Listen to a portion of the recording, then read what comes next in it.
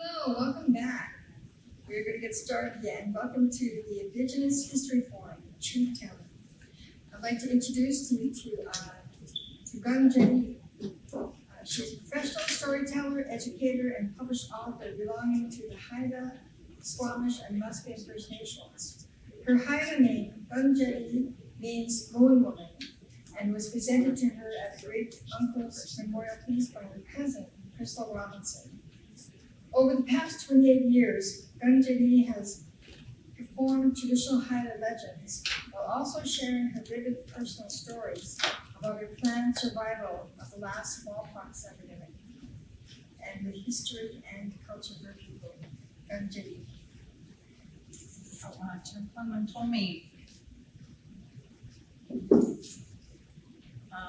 Thank you. Haichka Osiam, Delungwa Afke Logan. I thank each and every one of you for being here. Delunghatske La Slum. You all look really good. It's a true story. Delunghange Af Ande Hangelka. It's good to see you all. My Haida name is Moon Woman. Can you all say Kong Jaadee?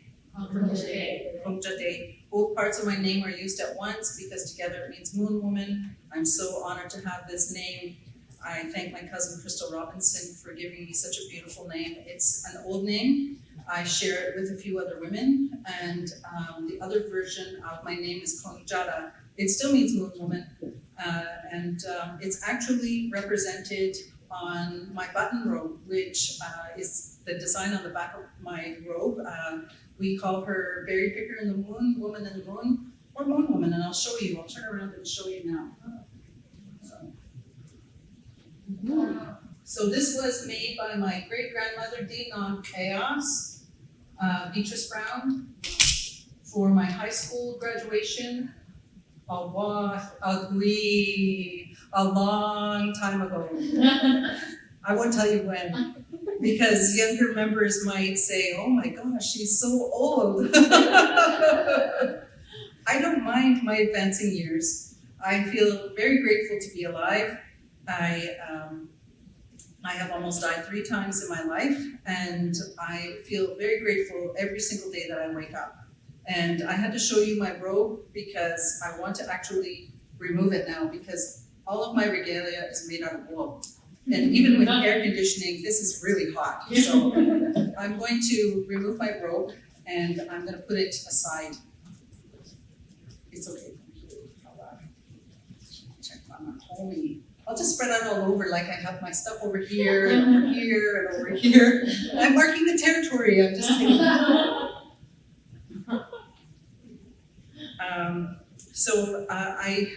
I must acknowledge the territory, even though I am Squamish and I'm Musqueam as well as Haida. I am so honored to be sharing this territory with, that my people share this territory with the Tsleil-Waututh First Nation. This is such a beautiful place. I moved here from Haida 2 years ago, and I love it. I'm really amazed that I love it because I resisted. My youngest child lives in East Van and begged me, like, I don't know, 5 years ago, please mom, can you move to Vancouver and be close to me? And I'm like, Ganu, no. And now I'm here, I'm like, why didn't I come here sooner? But I'm here now, and I'm really enjoying myself. So I used a little bit of my language. It's Haida language. My language is a linguistic isolate. It's not related to any language in the world. And there are about 20 fluent speakers left from Alaska, from Skidegate, from Outlagate, from Old Masset, which is my village. 3 dialects of my language. But there are only 20 fluent speakers. I'm not one of them. I wish I were, but I do speak a lot of my language, and I speak it every day, even if it's just to myself.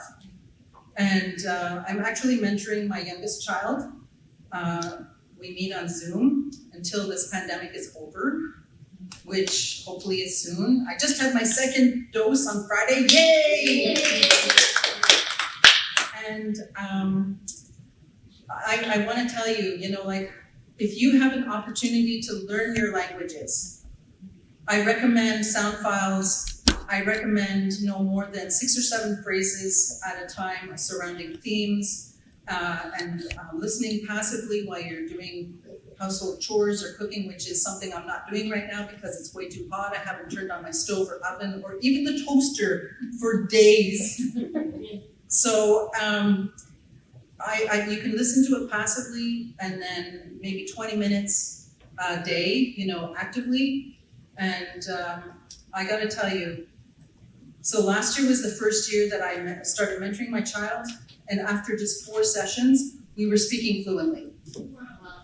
It made us laugh nonstop laughter. Because it's just so funny, because there's so much of our languages that we can't translate into English, because it's funny in the language, but English is not funny. So this is the language I'm speaking into y'all. I actually cried when I spoke to the people who gave us the grant and said, you gave me a gift. There's no one else in my family who speaks our language. There's no one else that I get to speak to on a daily basis. There's nobody else who has been learning it. And I didn't think I'd have this opportunity. So it means so much when I actually get to speak to my child live, and we're social distancing, of course, and I'm translating what I'm saying, and my kid says, awa. Juan, stop, Mom. I can understand every word you're saying. You don't need to translate for me, remember? I am so grateful. I'm so grateful for this opportunity.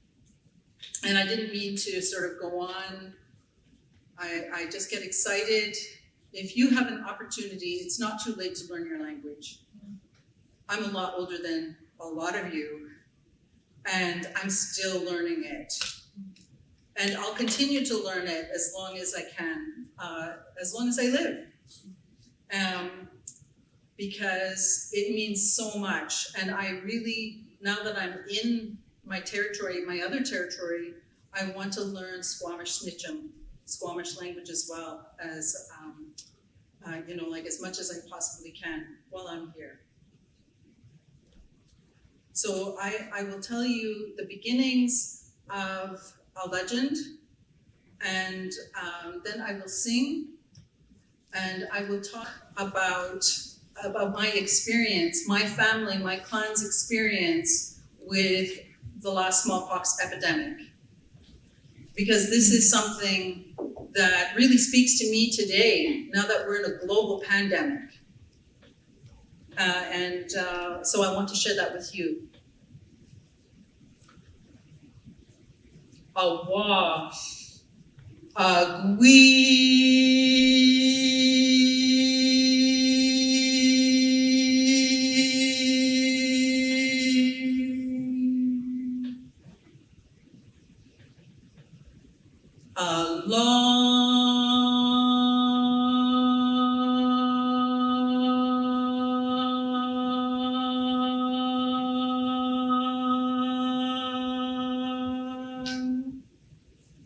time ago, before our world and universe, when there was nothing, when there was no one, except for darkness. There was one supernatural being flying in this darkness forever and ever, for eons of ages. Sometimes he's known as Yah. Sometimes he's called Hoya. Sometimes he's called Nenkislas, he whose voice must be obeyed. Raven, our trickster, our creator,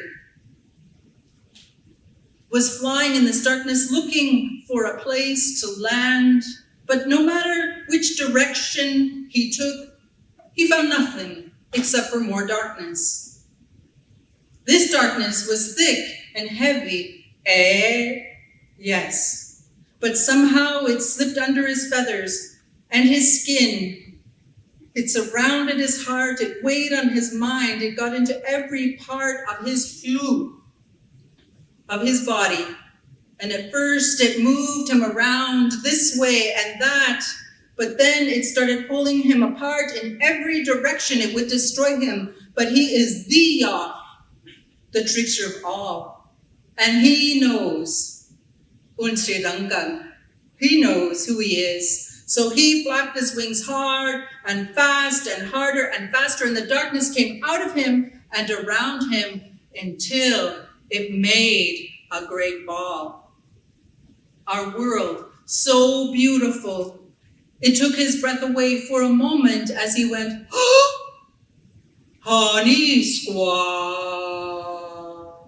That is so beautiful. I must change myself into a very handsome two-legged, into a human, into a man.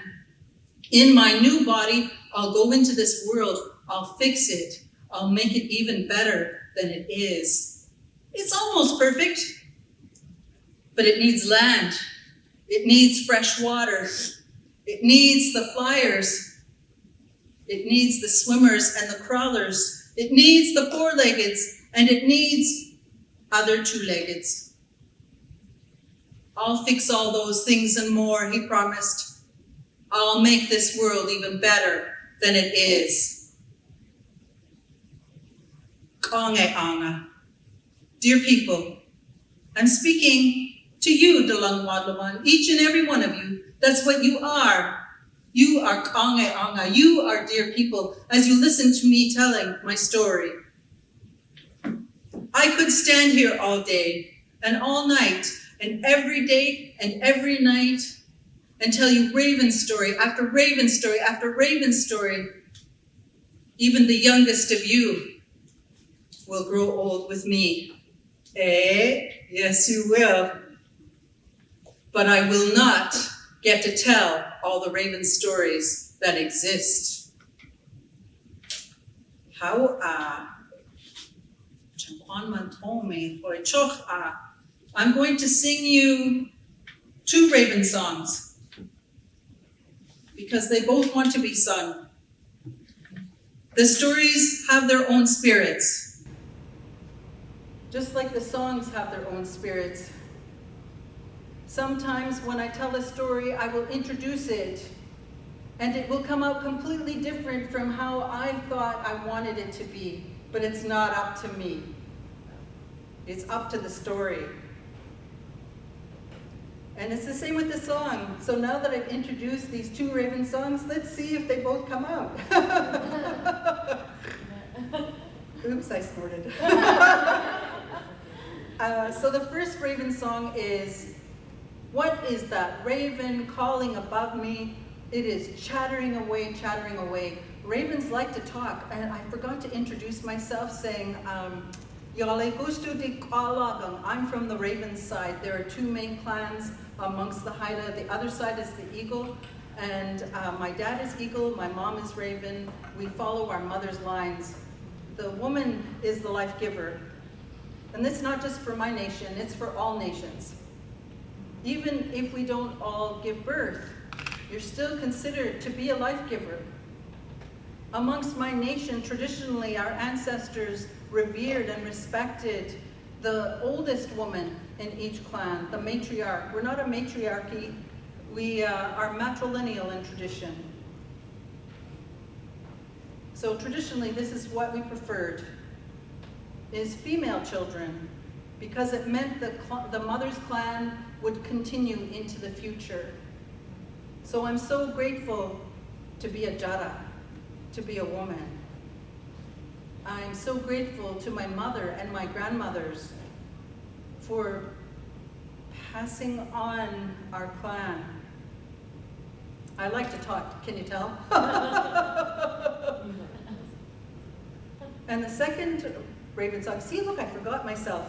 The second Raven song is more about the Raven dance. I wish I could Drum, sing, and dance for you to show you what it looks like, but it looks really funny. I've tried it, it's almost impossible.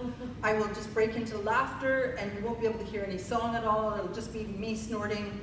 But if I could take you to my village, you know, post-pandemic, and show you the adults and the children, especially the children dancing our dances using our masks and regalia. It's so wonderful. So the raven likes to hop around, and that's mainly what it's doing. It's sort of hopping, and of course it's talking. So now that I'm in Vancouver, I don't really see ravens as much, but the crows talk to me, and I can hear them reprimanding me like, "Huck, pay attention, Kung Jaadee. You're too close to my nest." And I'm like, I'm not coming anywhere near your nest. I actually talked to them and they calmed down a little bit, but okay. Kasinuyaf edu di sa pengon klakir klas gudan di naskinan klala heineslen la heineslen la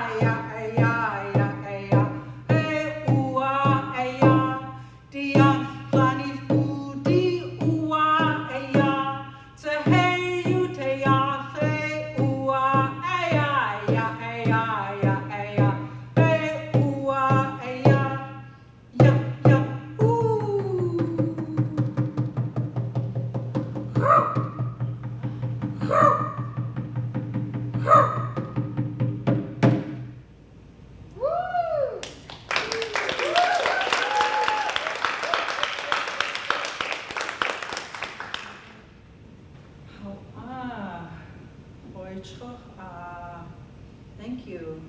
I'm gonna have a sip of my water. I could hear my child tell me, "Awa, andlech ni." Mom, drink water. Okay.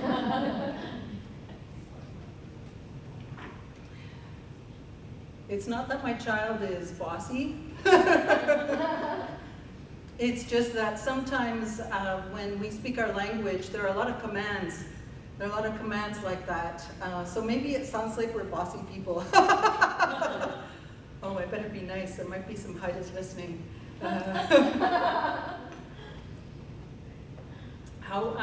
So what I wanted to do is I wanted to talk about the last smallpox epidemic.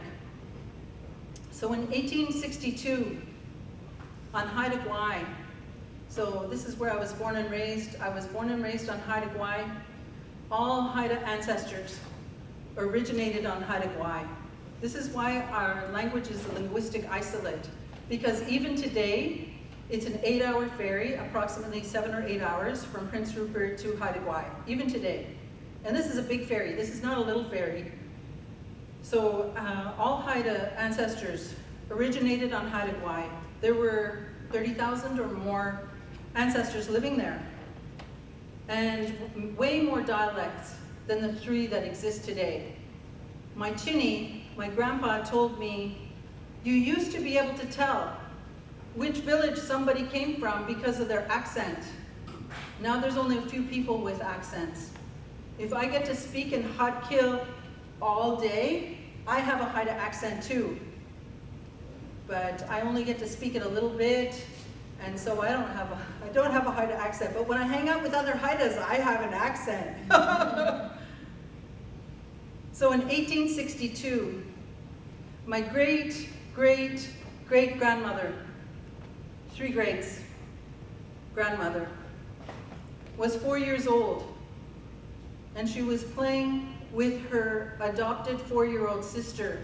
So one of the names of my great-great-great-grandmother was, I believe it was an adult name. I don't know what her child's name was, but her adult name was Erkung, which is red moon. So Erkung was only 4 at the time, and her adopted sister was Wiba, was also 4. And they were playing with their 10-year-old cousin, Amy, who the little 4-year-olds like to call their auntie. It's okay, I have aunties that are younger than me. I still call them auntie. It's so much fun. So the 4-year-old's father, my great-great-great-great-grandfather, was looking after all of the kids, all these 3 kids that were playing on the beach together. And 2 men arrived in a canoe, in a Haudenosaunee, a Haida canoe, and they tried to land.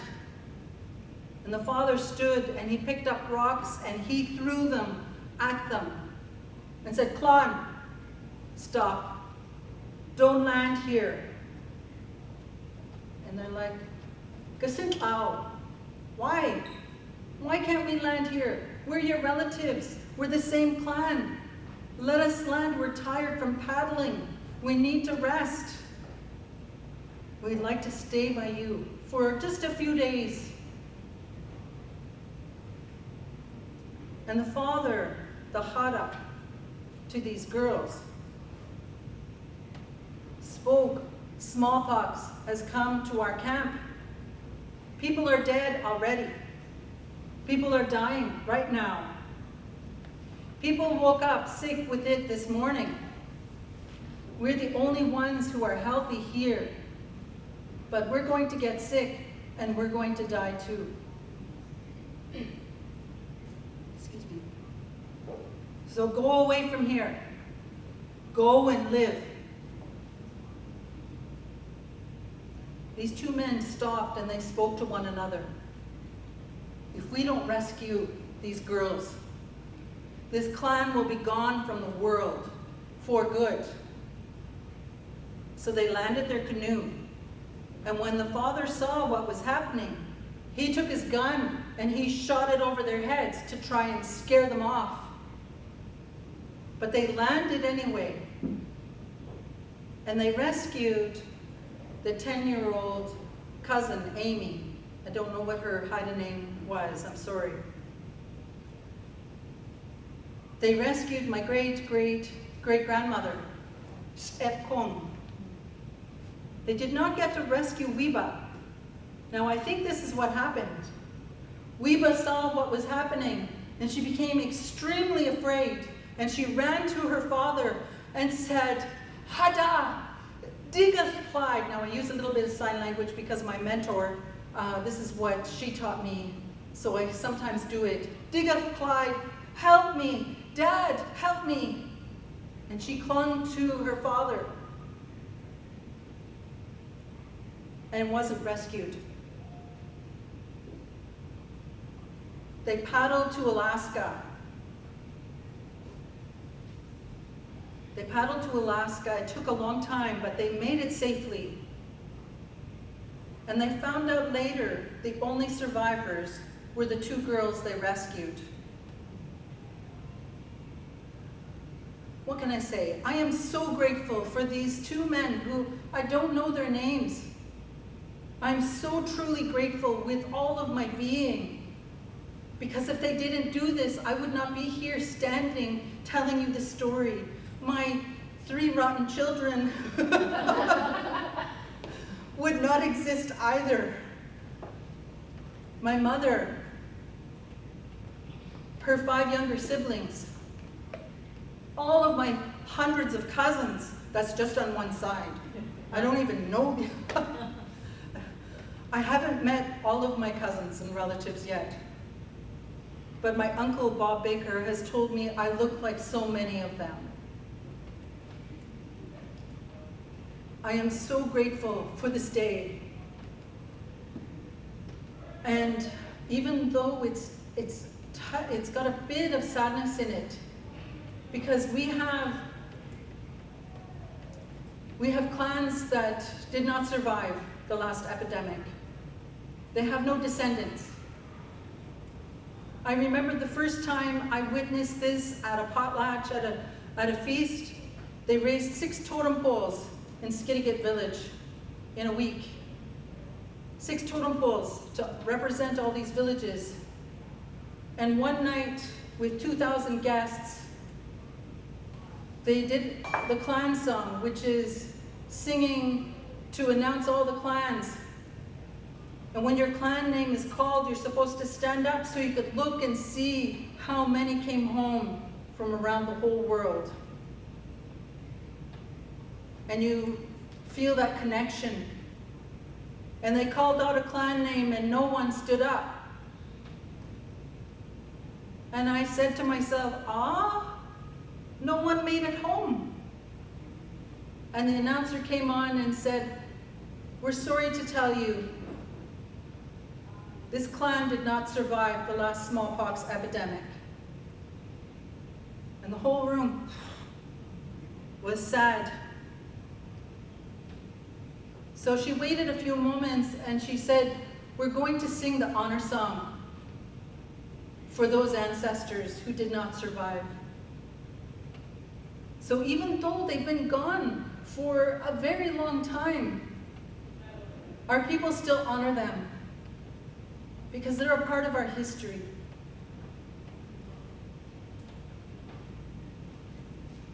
Now, one of the things that I want to share with you, that I share when I perform this story, is I want you to look at each other for a moment.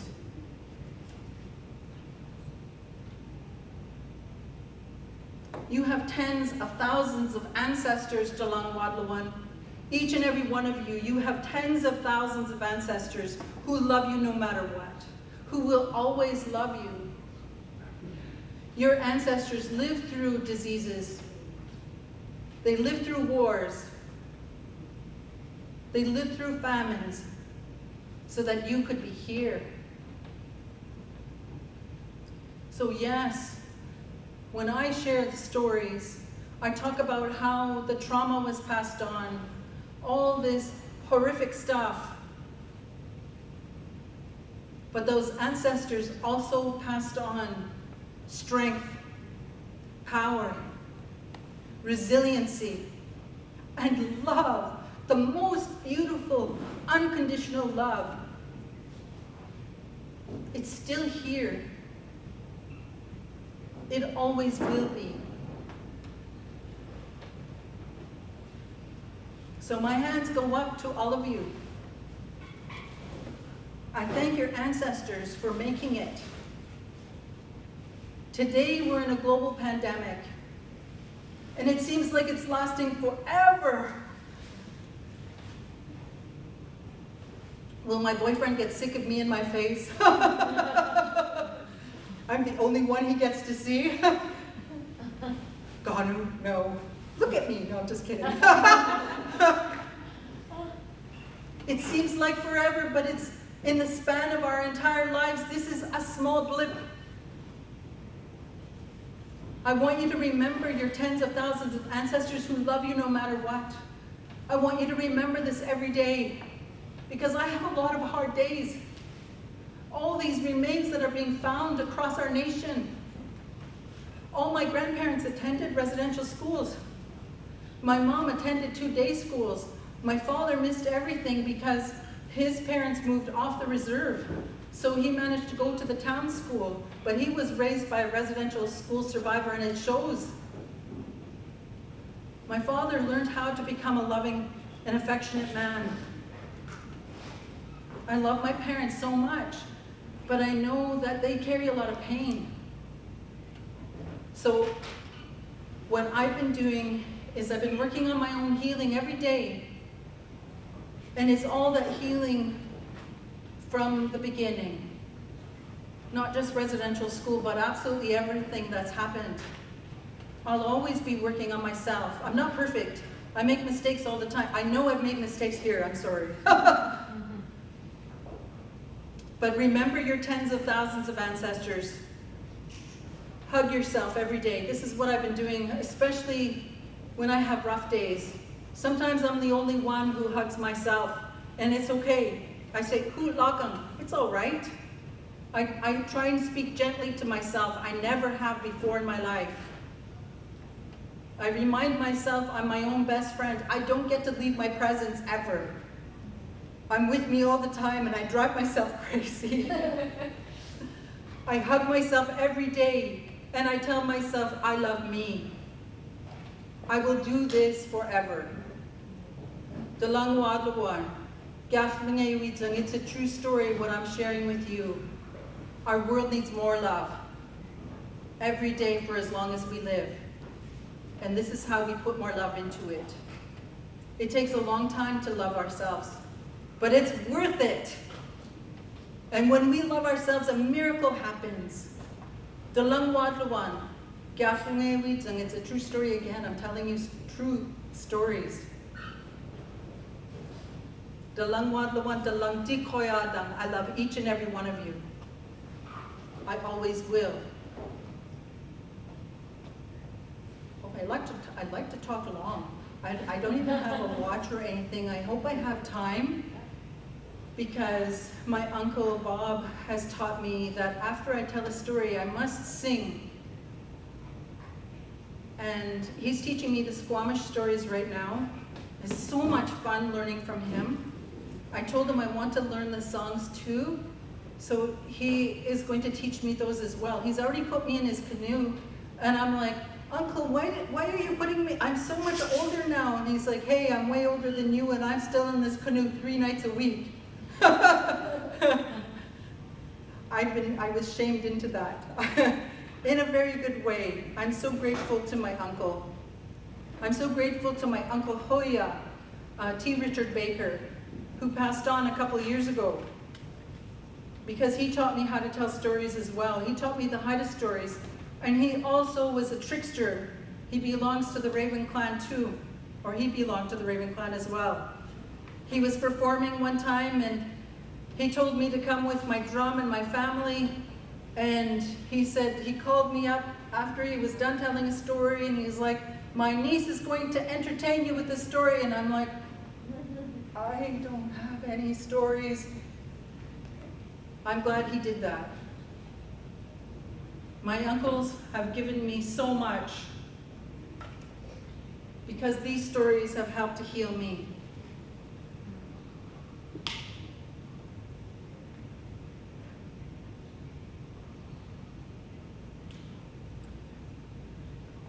So this is a Raven love song. Now originally it was sung to honor the Nanalang Iskensinalang, the grandmothers and the grandfathers.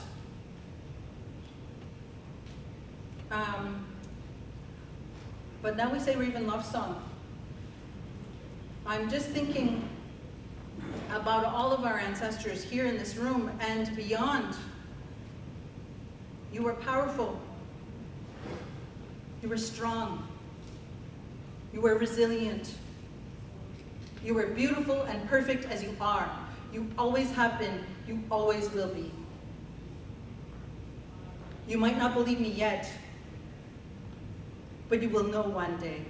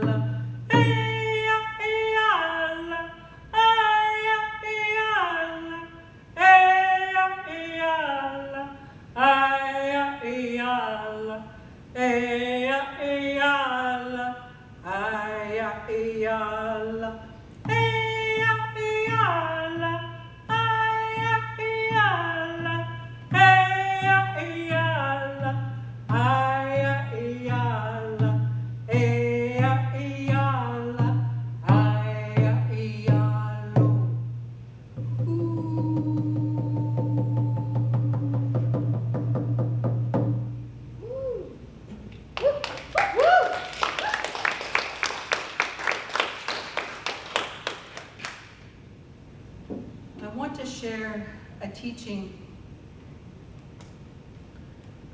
It's something I had to learn from a beautiful Cree elder a long time ago. She taught me that my tears were my strength. It means you're connected between your heart and your head. You're incredibly strong because you can cry. Tears are healing, like laughter is healing. That's why we often do both. I thought I'd feel really like full of tears today when I talk about these really painful things, but I'm full of so much joy because it's been so long since I had an opportunity to perform stories exactly like I'm performing right now, in front of you all, but also on Zoom, virtually. Usually I get to just sit there on Zoom, but this is even limiting me too, because usually I'm all over the place and I'm moving here and there. But I want to be here because the stories want to be told in this way. Those who don't cry are not strong at all. But it's okay, because those of us who can cry, we're helping those who can't because we cry for them. That's how strong you are. You're helping them to heal. And I'm not saying this out of disrespect. I'm saying because they're not connected between their hearts and their heads, and it's okay. Maybe one day they will get there. Because if I were crying right now, I would be showing you my face the way it is. Because when that elder told me, it felt like she was shouting on top of her lungs. They are not a weakness, they are a strength. You are allowing yourself to heal. And sometimes laughter is healing too. And that's why I often do both. To try and take the edge off that pain. It's okay to feel that pain, but we don't have to live there. It's okay to feel joy. We're certainly responsible for our own happiness. I learned how to love myself because I almost died about, 15 years ago. It's taken a lot. Eventually, I learned how to accept love from others. I am worthy too, and so are you. I thank you so much. I will say, Damanach Paingo, look after yourselves. Dalungti Koyadang, I love you all. Dalungti Koyada Gigang, I love you all forever. Hausen Dalang Hangsang, I will see you all again. If there are any questions, so I'm thinking that we do have time for questions. If we have any questions, or maybe I still have time to tell another story because maybe it's too early yet. Yeah, you got 15 minutes. I do, awesome. But I see a hand up. Hi, my name's Robin. I was fortunate enough to be able to spend some years on Haida. My uncle is Melvin Price, the carver, who's passed since. But I liked your story is very beautiful. You tell your story is very beautiful, so thank you for sharing. I just wanted to ask you about your studying of your language. Where do you get your resource to learn your 6 phrases that you work on every once in a while, and the pronunciation, like for people who are trying to maybe don't have access to people, where would they a good resource for them to find their language, or however you go about doing that? So I'm going to speak into the phone so they know. So thank you so much for the question. Had to do with finding resources for our languages, and there is. If you belong to on social media, I don't belong to social media.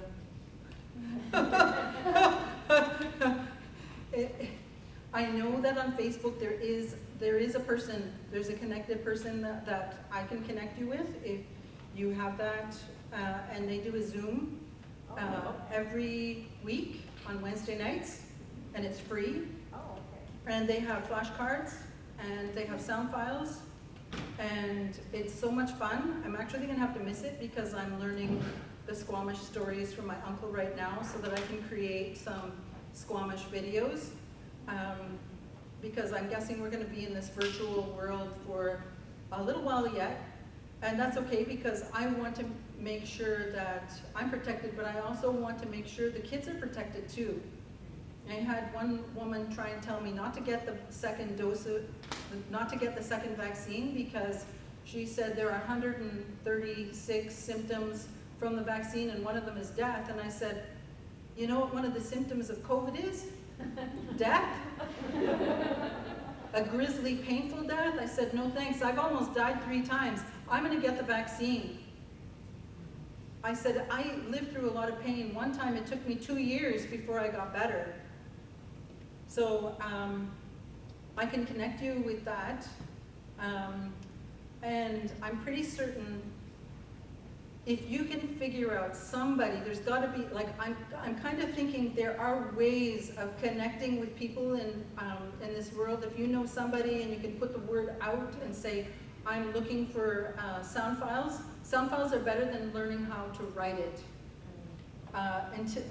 For some of our languages, we have syllabics, which I highly recommend that you learn too, because I used to live in the Northwest Territories. I was learning one of the Dene languages, and they have a syllabics as well.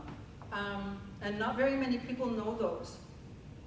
So eventually you can learn how to write your language as well, but I'm thinking with the sound files, you're going to pronounce the words more perfectly. And I'm saying that from personal experience. I used to try and write notes when I first moved back to Haida in 2010. And my chinny said, hey, throw away that paper and pencil and just listen to us speaking. Huck, pay attention. And I wouldn't listen to him because I went to university for far too long and I was used to taking notes for everything. Well, before I left Haida a couple of years ago, I actually found in one of my boxes, because I'm also a teacher and I've saved like 2 boxes a year every single year that I taught. Like, why, contra de why? Anyways, I might need them one day, they're important. I never used any of it. I just added more to the pile. But I found that first book and I looked at it and none of it made any sense. Didn't make any sense at all. So I encourage you to listen, and it doesn't matter which language you're learning, because I've studied 7 languages, and listening is actually better. I'm kind of a mimic, so like I've talked to my Russian prof and my German prof and my Italian neighbors who live next door, and they think I'm fluent, and I'm like, no, that's all I know. But I highly recommend that. Sound files are the best, and like I said, 6 or 7 phrases. If you do more than that, your brain is going to be overloaded. You won't be able to learn anything. I did that, and my mentor said, Conchate, you can't learn 200 phrases at once. That's not going to work. You'll never learn a thing. And she's one who taught me just 6 or 7 at a time. And then once you completely know those inside out. So what I did is, what we've done is, the phrases, it's like a complete phrase because our words can change in a sentence. And it won't look like the root word at all. You won't even know what it is, but when it's in a sentence, you'll know automatically. So it's in phrases, and so on our sound files we have the phrase, and then a space, so that you can practice it, and then the phrase again in our language, and then a space, and then there's the translation into Yatsare, into English. And then it goes on to the second phrase, and it's exactly the same. So twice in our language, once in English, but big gaps. So it gets to the point where I don't even need to listen to the Yatsare. I'm like, oh, I know this. They say you need to actually hear a phrase at least 30 different times before it kind of sticks. So be gentle with yourselves. Be very gentle. So I know that some teachers can be harsh. I try to be really gentle, because I think you can absorb it better than somebody saying, come on, you can do this, you know, like, that's not right, and picking it apart. That's not gonna work. So even be gentle with yourself while you're learning, because it takes a while. Like traditionally, we'd be growing up in our small villages or communities or settlements, and everyone would be speaking our language. And when the baby is learning how to talk, they might say some things incorrectly. We don't correct them. We actually model by just speaking whatever the phrase is correctly, or the word, so they get to hear it that way. So I like to think of myself as a baby, even though all of my hair is gray. I'm like, but I'm just a child, I'm still learning. And it's okay. So even during the pandemic, I'm trying to tell myself, it's okay, hoot lagang. And try and learn from my mistakes. How, long answer to your question. Everything is a story, could you tell? Everything is a story. Thank you. We have an online question. How and when did the Haida people land in Haida Gwaii, and from where? So how did the Haida, so Haida means the people. So how did the Haida come to Haida Gwaii? So I was telling a story about how Raven, Yoff, Hoya, Nakislas created our world from flying in the darkness and flapping his wings, and made all of the nations of humans. So this is a story that I hope I have time to tell. Maybe I'll just tell you the story. Okay, so it's actually one of my books. It's my first book that I have published. It's Raven's Feast. It's over there on the chair. Gifts from Raven is the preschool version. Raven's Feast, I loved writing that with the editor because it rhymes. It's so much fun, I love rhyming. Anyways, so after Raven created our world, and he put the land there, and he put fresh water everywhere it needed to be, he made all the four-leggeds, and he put them on the earth, and he watched as they moved around the entire world. He took all of the crawling things, all of the bugs, and he put them on the earth too. And they crawled up, they crawled down, he watched and he marveled. He took everything that swims and put them into the waters, and they swam and swam. He took everything that flies and has wings, and he put them into the air, and they flew around him. It made him so happy.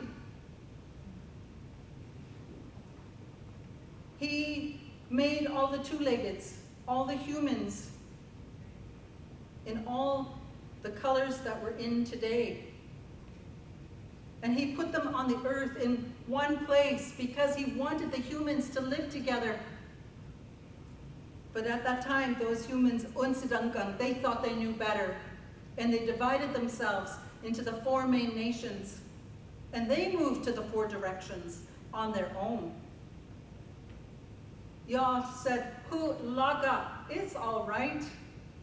And he went into the towns, to the villages, where he taught everyone how to be kangeanga, how to be dear people, and hadalas is, how to be good people, how to build their shelters, how to prepare their food, how to sing their songs and dance their dances, how to tell their stories.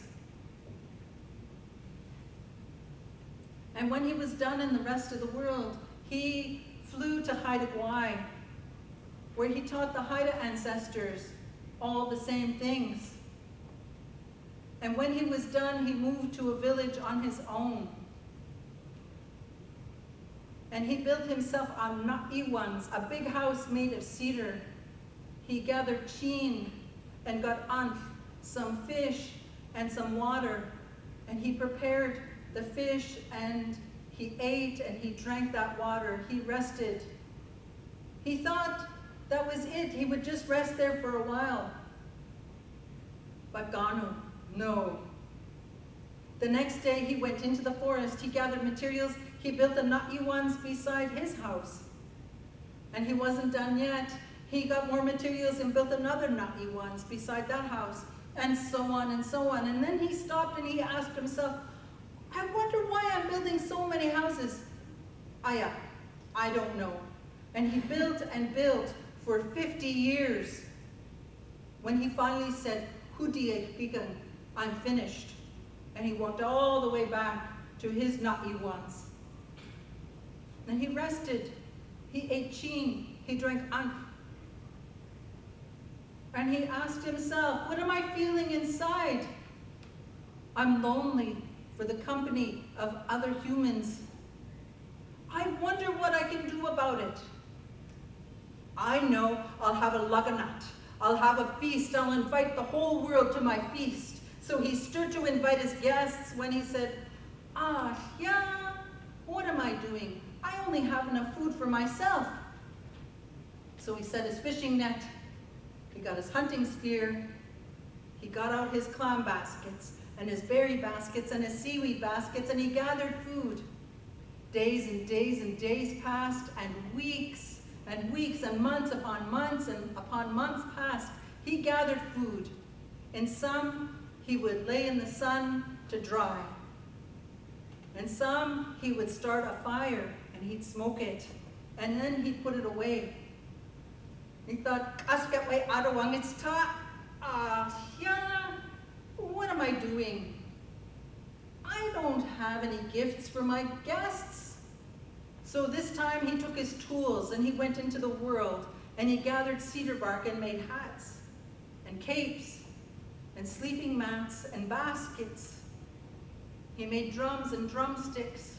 He carved totem poles and he made canoes and paddles. He made jewelry. And then he knew. He calmly stood and said, Askatway Adawang, it's time for my laganat. Laganat Askatway Adawang, it's time for my feast. And he stood and he faced the eastern direction, and he stomped his foot 4 times. Swanson, Stung, Floneth, Stanson. And he looked to the eastern horizon, and he saw coming from this direction all the red-skinned peoples of our world, all the indigenous speaking peoples of our world, speaking their languages, wearing their traditional clothing and traveling in their canoes. And he welcomed them to the territory. Dalunkusia Tuga, you are all welcome here. Dalunkenge Afandi Hangelga, it's good to see you all. Dalunkatskit La Slung, you all look really good. Hafquithistalu Wagyan Owangusla, you all come over here and then sit down. And then he turned to the south and he stomped his foot 4 times and he counted Swanson, Stung, Floneth, Stanson. And he looked to the southern horizon and he saw coming from this direction all the yellow-skinned peoples of our world, all the Asian-speaking peoples of our world. And they were traveling in their canoes and wearing their traditional clothing and speaking their languages, and he welcomed them to the territory. Dalunkusia Tuga, you are all welcome here.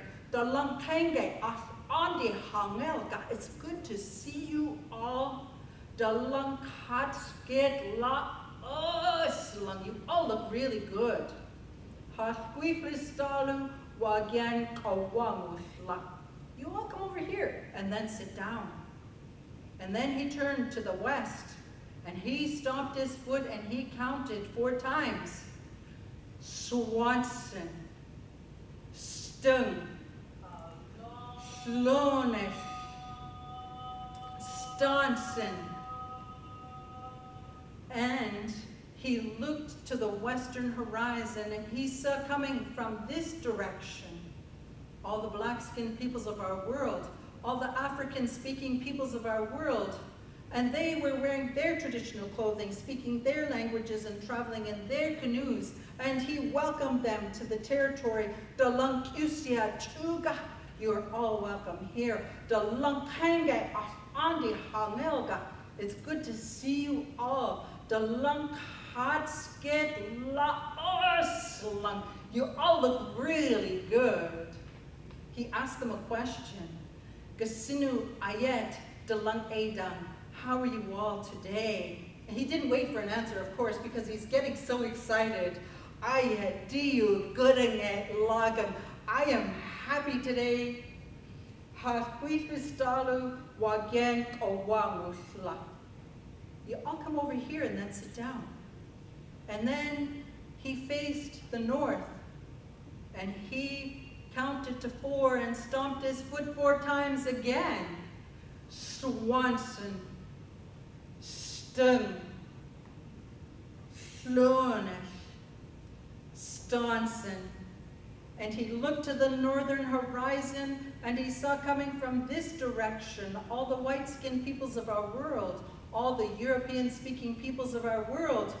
And they were traveling in their canoes and speaking their languages and wearing their traditional clothing, and he welcomed them to the territory. The lunk usia tuga, you're all welcome here. The lunk henge andi hangelga, it's good to see you all. The lunk hot skit la oslang, you all look really good. Gasinu ayat the lung adan, how are you all today? The lungu la, are you all well? Ayat diu gutting lagan. Ayat di la aslan, I'm really good today. Hasweeter stalu wagan kowangos la. Y'all come over here and then sit down.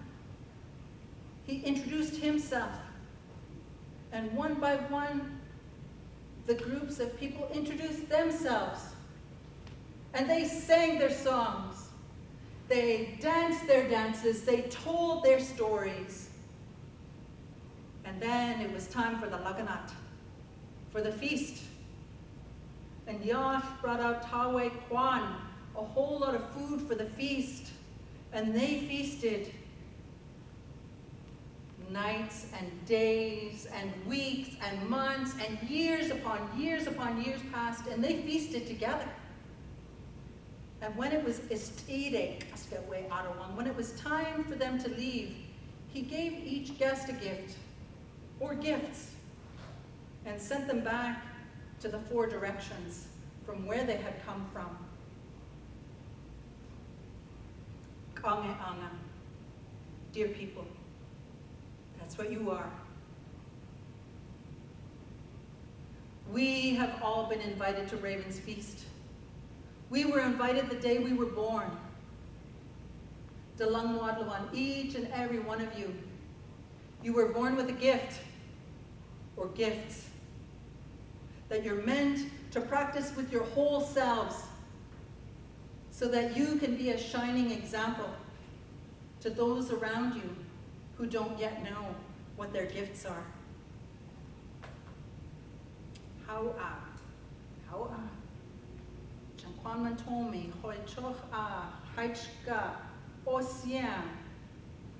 I'm so grateful to all of you. I thank each and every one of you for being here. And if there are any other questions, I'm forgetting already what my uncle taught me. I have to sing a song because I know we're going to be eating in a minute. I want to sing the feast song. So when we're in our village of Altuge, or even in Skidegate, and I'm pretty certain in Alaska as well, it's taken me a long time to like food, but I'm now with a cook, and he's a great cook, and he's taught me how to love food again. Like so much, his food is just, it's always spot on, and when he serves me, he gives me the biggest He-Man portion, and I'm like, I can't eat all that. And he's like, well, don't then. But then I do because it tastes so good. I'm like, oh my God, this tastes so good. He's like, I know, right? And I'm like, then I sit there and go, ow, will I ever learn? No, it tastes so good. I have to eat it all at once. So I want to sing you this feast song. When we're in our village, we sing this whole song while the food is being served. And I gotta tell you, I gotta admit to you all now, when I go up with my gujao, with my drum, and I sing with everyone, because everyone just comes with a drum and they just sing together, I'm secretly saying, I hope there's gonna be food when I'm done. I hope there's gonna be, but it's a Haida feast, there's always a ton of food. And every feast, everyone always says, oh, maybe there won't be enough food. And meanwhile, there's mountains on, you know, like on the serving, mountains, and they're begging people to come and have some kauka. This is the food you take home to remember all the wonderful things that happened at that feast. Maybe a bunch of people got Haida names. Maybe some people were adopted into the clan. Maybe a couple got married. Maybe there's a new chief. Maybe they're honoring a chief who's passed on. So you'll remember a new song, you'll remember a new dance or mask, or maybe you'll remember something wonderful while you're having your kauka, the leftover food from that feast.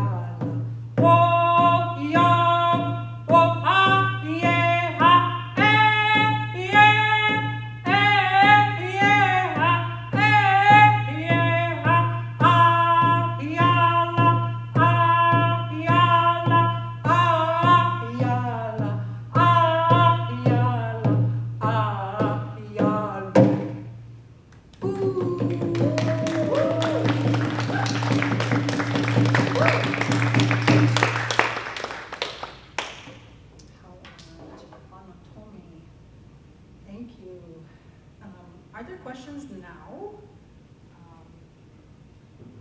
Well, I take a sip of my coffee instead of my water. I shouldn't be doing this, but I'm like, coffee tastes so good. Why didn't you all tell me sooner? Then we have a question from our in-house audience. Anyone over there? Are you curious? I didn't share anything about my regalia. Eh? Yes? I have one question. You mentioned that the language of the Haida people is a linguistic isolate, but do you happen to know if the Squamish and Musqueam languages are related at all? Squamish and Musqueam languages are not related to Haudenosaunee. And my Uncle Bob has told me that Squamish language is an isolate too. We are connected to a lot of Washington State people, though, like all the Mish names, like there's Swinomish, and I don't know all the names that are, south of the border, but those are relatives to the Squamish. I know that, like for the Musqueam, so people know how I'm connected to them. So one of the grandmothers was Caroline Sparrow. So that's how I'm connected to the Musqueam. I have a picture of her somewhere. I've moved like 5 times since I moved to Vancouver, just trying to find a safe house to actually live in. And I finally found that. I'm so grateful, but with moving so many times, all my stuff is all over the place. So I just don't know where it is yet, but I do know I have a picture of her. Yeah, so that explains the Squamish language being separate onto itself. Was there anything else that you wanted to know? Like, I could talk about my regalia if you were interested. But if you're not interested, that's okay too. You know, I don't have to. Yes. I'm interested in your regalia. I'd love to hear about your I don't even know. Wristbands? Your wristbands, yeah. Yeah.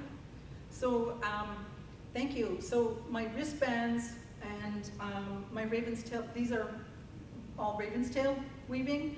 So felt like I had to explain, excuse me, that because some elementary school students thought that raven's tails were actually in my weaving.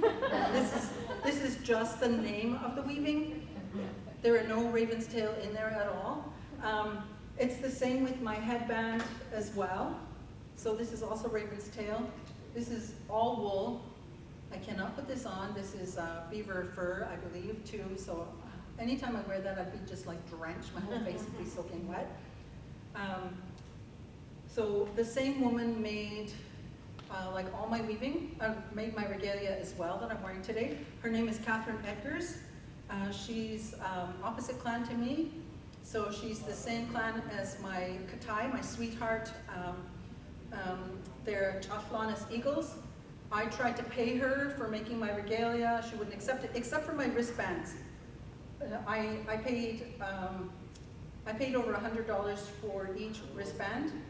So some don't know, she actually spins all of the wool on her leg.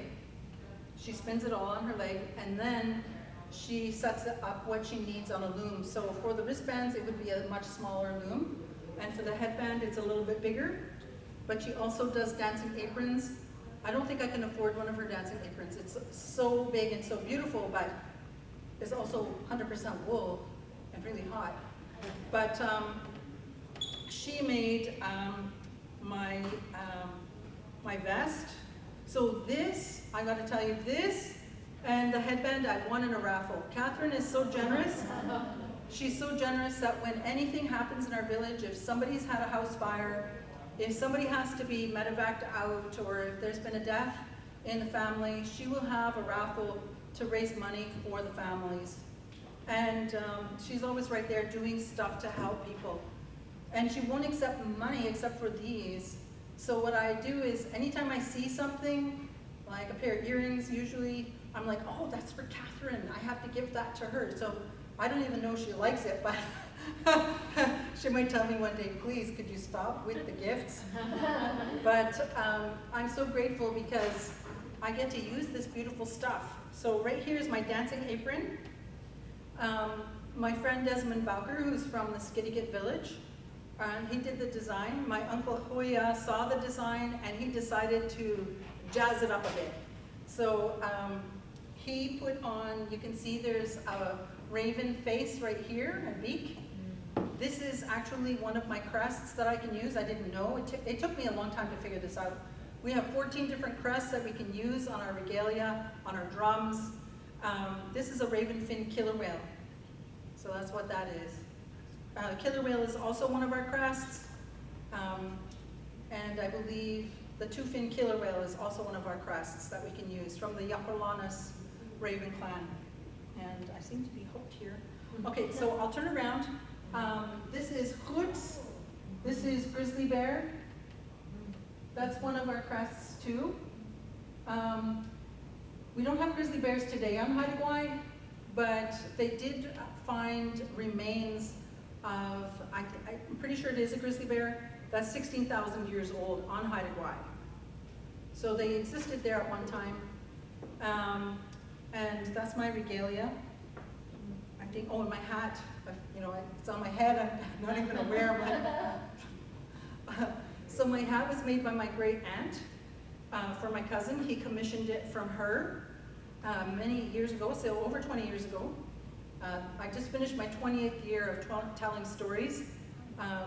So my cousin paid $1,000 for this hat.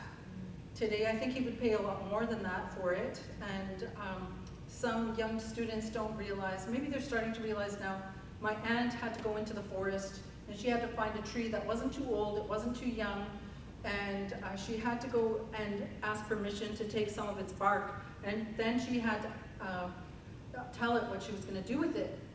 I'm going to make you into a hat, I'm going to make some baskets. This one I'm going to give to my sister, or this one I'm going to give to my brother. This one I'm selling to my nephew or whatever she's going to do, and then she had to split it right there in the forest and scrape off the outer bark and take the inner bark and split it in half, fold it up, take it home, let it dry in the wind and the sun, and then in the winter time she would take it out again and she would soak it and then start splitting it to the sizes that you see now. This is a completely twined hat, so I don't often see them. It's starting to wear because it's been on canoe journeys. It's been all over the place, this poor hat. But I still love it. And it's made out of red cedar. We call this chugid, and the red cedar is considered to be the sister to all of the trees. So that's why it's chugid. Our ancestors' clothing was made with red cedar. Our houses, the iwans, the big house was made out of cedar. The canoes were made out of red cedar, and the paddles, the bent wood boxes. And now we have yellow cedar as well. It's much stronger. In fact, the scent of the yellow cedar is never lost, I noticed. Some people are very highly allergic to it. I know that it really irritates my eyes. But I love the smell of it, but it doesn't always like my sinuses.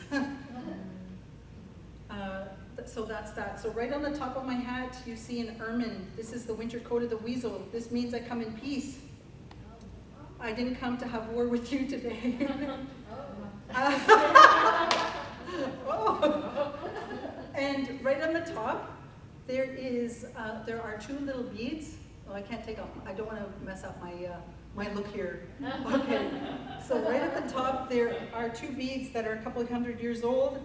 There's a red bead and a blue bead. These are the trading beads that they traded with our people.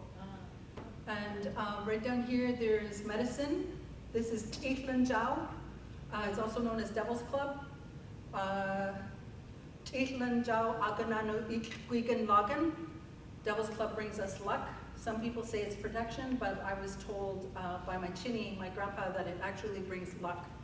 We can also gather Teitlan Jiao and make into a tea to help cleanse the body. And it's very strong medicine. I'm so grateful for all of it. My earrings were made by my nephew. I actually I commissioned him and totally love them. I'm not trying to really promote, but I'm gonna tell you, I'm so proud because when I wear them, I'm like, yes, I feel like royalty. On Instagram, he's Big Daddy Sea Monster, just so y'all know. I feel like I've embarrassed myself now. But thank you so much. So we just have like 2 minutes, but we have one more question, and that's the relation to Tsimshian and Haida in terms of language And culture and methods of fishing. Oh, culture and methods of fishing. So the connection between the Tsimshian and the Haida? Yeah, Similar. similarities. Oh yeah, there are similarities. I'm thinking like with the Tsimshian and the Haida because they're kind of neighbors. So we actually have similar crests, which I think means we also have similar stories too. And some of the songs as well. What has happened is some of our nation, what I was taught when I visited the southern villages on Haida Gwaii, that southern ancestral villages, and was guided by the Watch people there, that there were some villages that were warring villages, but not every single village on Haida Gwaii was a warring village. There were some villages, like I believe it's Tanu, that's the village that Bill Reed's mother and he are from. They were a learning village. They would consider that today to be like a university village. When anybody wanted to learn on the southern part of Haida Gwaii, they would go to Tanu for their children to be educated. But other villages were more warring. And so there might be some wars going on with the Tsimshian and maybe some other coastal First Nations. And when both nations decided they were done fighting one another, they would have a potlatch, that they'd have a large feast, and they would give each other gifts. They'd give each other crests. They'd give each other songs. They'd give each other dances and masks. They'd give each other stories. And sometimes each nation would marry, so the children would belong to both nations. I think that would be a really hard thing, though, even back in ancestral times, because I've actually heard oral stories about how difficult it was for these children to belong to both. But originally those ancestors really wanted to bring those nations together, to put down the fighting and to bring wonderful stories together, as well as those crests that each group could use to represent themselves and their clans, so they could stand proudly. And during the ancestral time, protocol is still important amongst indigenous peoples. Things have had to change, of course, because of COVID. Like, we've lost a lot of people from my village and from the southern village as well on Haida. And of course, when our people pass away, everybody comes to offer support to the loved ones who were left, because it's heart-wrenching. And we can't do that because of COVID. So one of my elders died because of COVID at the end of February, and we didn't expect him to die. We thought he would survive, but he was in ICU for 24 days at VGH, and slowly his body, he started to improve, but then it just knocked him out. And we couldn't have any kind of a live performance at all, so we had to do it all on Zoom. I was asked to be one of the MCs, and it was very strange because none of us were in, as you know, when on Zoom, nobody's in the same place. So we're trying to figure out, and there's lag and stuff, but somehow we managed to do it. And I guess there was a part of me in my mind thinking that this wasn't really true and it wasn't really happening, but once we started the service, I realized he's really gone.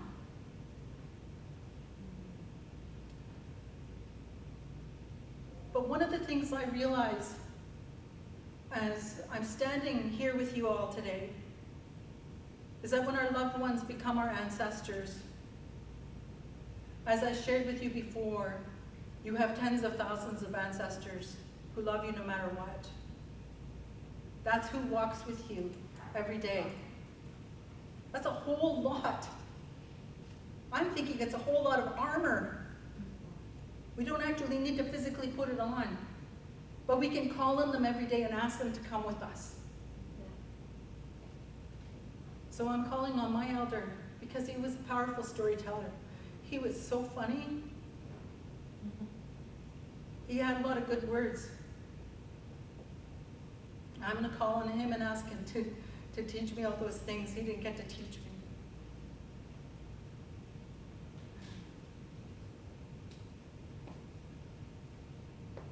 A part of me is sad and feeling selfish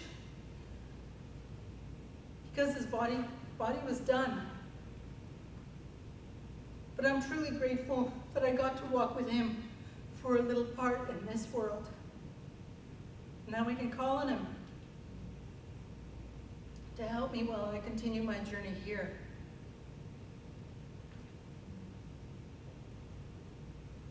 Hoa. Haichka. Ocean.